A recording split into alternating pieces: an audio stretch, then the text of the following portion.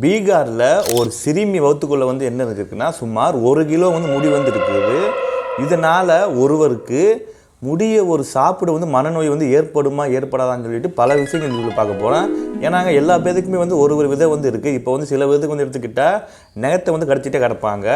முக்கால்வாசி பேருக்கு இருந்தாங்க அந்த மாதிரி பழக்கங்கள்லாம் வந்து இருக்குது. ஆனால் அந்த சிறுமிக்கு வந்து முடி வந்து சாப்பிட்ற பழக்கம் வந்து இருந்திருக்குது. இதனால் வந்து 4 நாளாக அதிகமாகி வவுத்து வலி ஏற்பட்டு என்ன சாப்பிட்டாலுமே வாந்தியெல்லாம் வந்து வந்ததுனால ஆஸ்பத்திரி கூட்டும்போது அப்போ தாங்க டாக்டர் எல்லாம் வந்து அறுவை சிகிச்சை எல்லாம் பண்ணி முடிச்சோன்னு பார்த்தா ஒரு அதிர்ச்சியான சம்பவம்.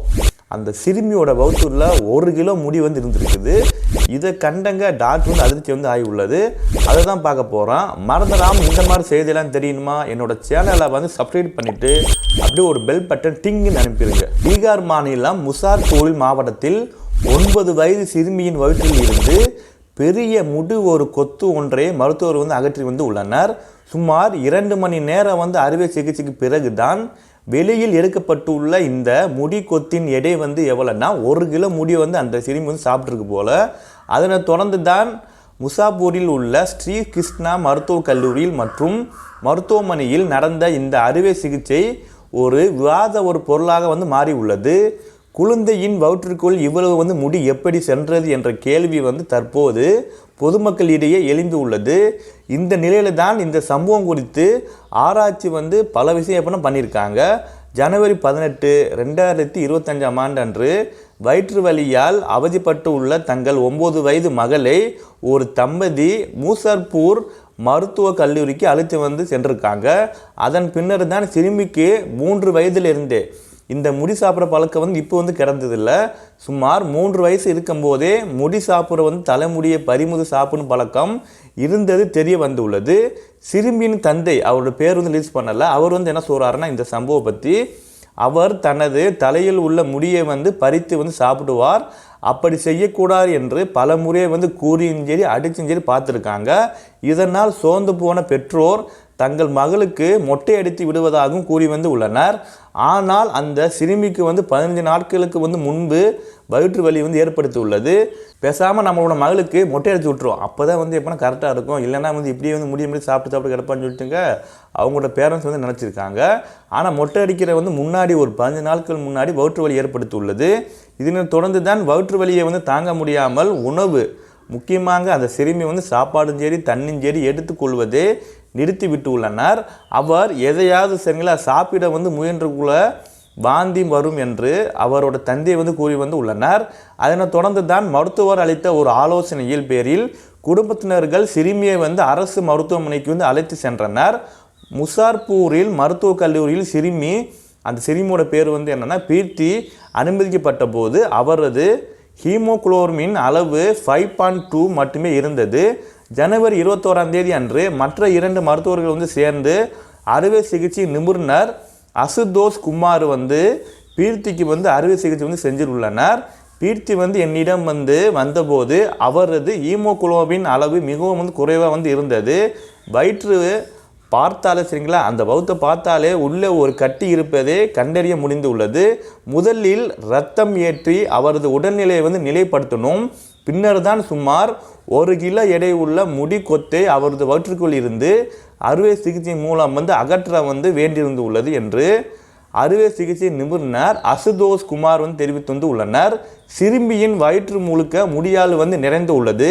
இதனால் கடந்த 15 நாட்களால் திட உணவு சாப்பிட முடியாமல் திராவ ஒரு உணவை மட்டுமே சாப்பிட்டு உயிர் பிழைத்து எப்பனா வந்து உள்ளனர் பீர்த்தி என்ற சிறுமினி. இப்படியான ஒரு சூழ்நிலை தலைமுடியை வந்து உண்ணும் இந்த நோய் குறித்து கேள்வி வந்து எழுவது இயல்பான விஷயம்தான். இதற்கு பதிலளித்து உள்ளவர் தான் மருத்துவர் அசுதோஷ் குமார். அவர் என்ன சொல்கிறாருன்னா இந்த முடி பழக்கத்தை பற்றி பீர்த்திக்கு ட்ரைகோட்டிலோமோயா என்ற மனநோய் வந்து உள்ளது. அதன் விளைவாக அவருக்கு ட்ரைகோபஸ்டோர் என்ற நோய் வந்து உருவாகியுள்ளது. இந்த நோய் ஏற்பாடுகளுக்கு வயிற்றில் வந்து முடி ஒன்று கூடி கொத்தாக சேர்த்து கொள்ளும். அதை அகற்ற அறுவை சிகிச்சை வந்து தேவைப்படும் என்று அவர் வந்து கூறி வந்து உள்ளனர். ட்ரைகோட்டிலோமேனியா என்பது ஒரு மனநோய் என்பது மருத்துவர் அசுதோஷ் குமார் வந்து கூறி வந்து உள்ளனர்.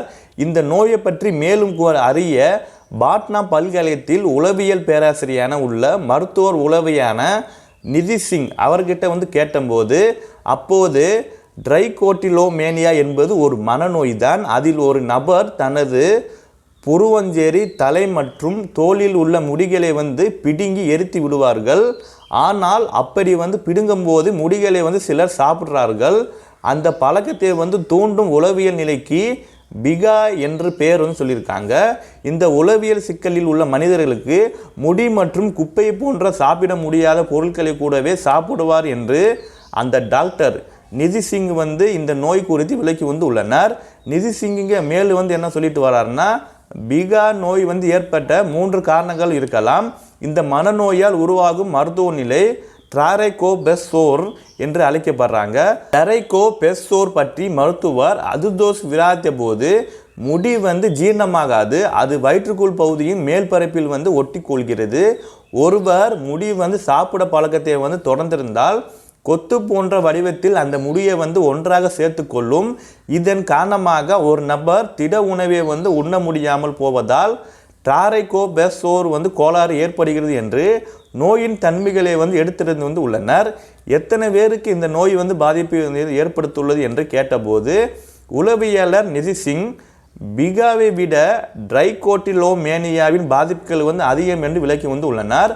அதோ வேளையில் தான் வளரும் நாடுகளில் பிகா நோய் அதிகம் இருப்பதாக ஆய்வுகள் தெரிவித்து உள்ளது. உணவு பாதுகாப்பின்மை மற்றும் ஊட்டச்சத்து குறைபாடுகள் இதற்கு காரணமாக உள்ளது. ஆனால் அதன் காரணமாக ஏற்படும் மனநோய் சிக்கல்கள் மிகவும் குறைவாக பதிவாக உள்ளது என்பது நாம் மறந்துவிடக்கூடாது என்று குறிப்பிட்டு உள்ளனர் அவர். மேலும் வயது மற்றும் பாலின பாகுபாடு என்று இந்த நோய் பாதிப்பு ஏற்படலாம். முசாபர்பூர் மருத்துவக் கல்லூரி சிகிச்சை பெற்று வரும் பீர்த்தியின் உடல்நிலை தற்போது சீராக சரிங்களா நல்லா தான் இருக்கிறாங்க.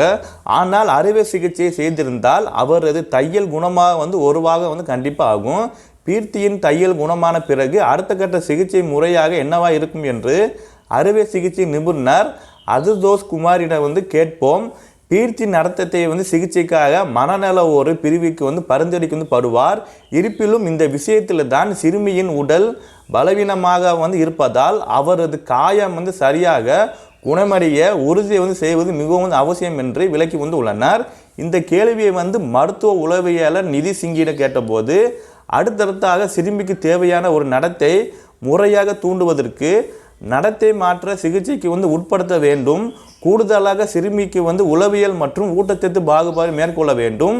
அதனை தொடர்ந்து தான் அவருடைய பெற்றோருக்கு ஆலோசனை வழங்கப்படும் என்று குறிப்பிட்டு உள்ளனர் உளவியல் மருத்துவர் சரிங்களா நிதி சிங்கி என்பவர். மறந்துடாமல் இந்த வீடியோ ஷேர் பண்ணிக்கங்க. இந்த மாதிரி உங்களுக்கு நிறைய நியூஸ் எல்லாம் தெரியுமா? அப்போனா என்னோடய சேனலை சப்ஸ்கிரைப் பண்ணிவிட்டு அப்படியே பெல் பட்டனை டிங்கி அனுப்பிடுங்க.